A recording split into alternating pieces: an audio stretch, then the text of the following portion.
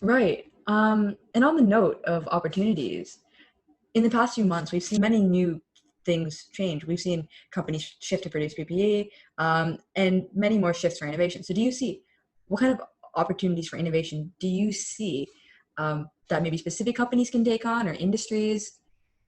Do you see any opening up gaps? Absolutely. I mean, there are going to be many new things. So one of the things that I like to think about is what are some new sectors that could get a push, like new industries, right? Beyond just existing ones. And for me, the whole materials space.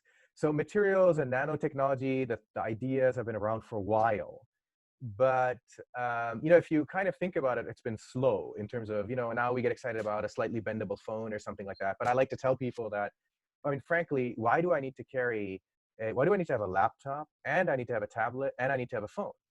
I mean, I should be able to just unfold this portable device and have a keyboard and a screen when I need it, more like a laptop or a tablet. I should be able to write on it like a tablet by hand, or I can like fold it up and stick it in my pocket like a mobile phone. It's the same device.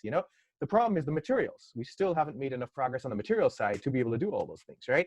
It'll get a push. Why? Because if you think about it, right now we will need for the future materials that will kill viruses, that will be more flexible, that we can do all kinds of things with. We can use the excuse of COVID to push materials technology. So initially it'll be materials that kill automatically bacteria and viruses, like I mentioned earlier as well, that we can just put everywhere. So then we're not worried about the contact and the cleaning. But we really use that to revolutionize the materials sector. So then imagine all the startups that we can get and all the existing companies that can go in that direction, even the 3Ms of this world and others, right, can jump into Henkel and all that, can jump into those areas. Plus, what we can use is give a whole push to the entire industry. And that's fabulous. If you think about what happened in the tech world, it was really about internet type stuff, which started the whole thing and the dot-com boom. It was really, the internet opened up all kinds of things, right? Initially, it was just email and communications. But then like everything you could do with the internet. So imagine the same kind of thing. If materials and new materials become a general purpose technology that we can do all kinds of things with, not just kill bacteria. Maybe it's more flexible. Maybe it responds differently to heat. Maybe it's something that we can stick in our body and then more easily go and kill something that's inside without killing us. If you can do things like that, or if you can implant things. My view of healthcare in the future is, why should I pay attention to my health? I would like to be monitored 24/7, whether it's a watch, whether it's an implanted device. I want to be able to connect it to my Outlook so that if something's wrong and there are weird things happening, the doctor's office gets my data through artificial intelligence. So it feeds out, it filters out all the noise.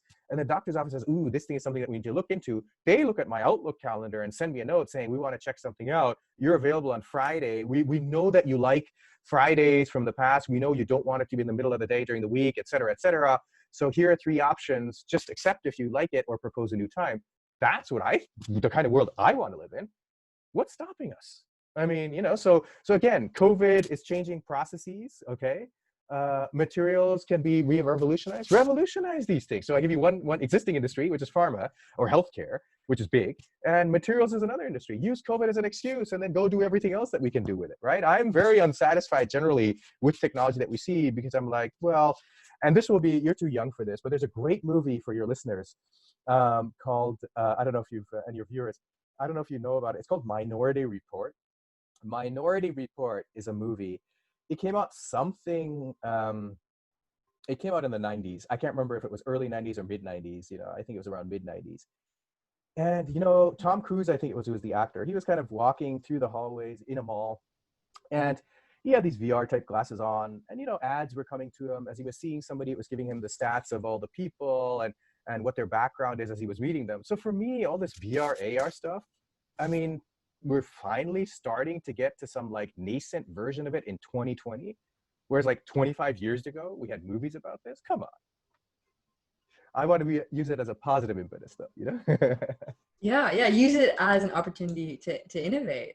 Yeah, that's super interesting. I mean, every industry goes this way, where we start off trying to build something to solve a tangible problem, and eventually it spreads. I think it's super interesting to think of all the ways in which COVID might spur growth, spur that kind of growth.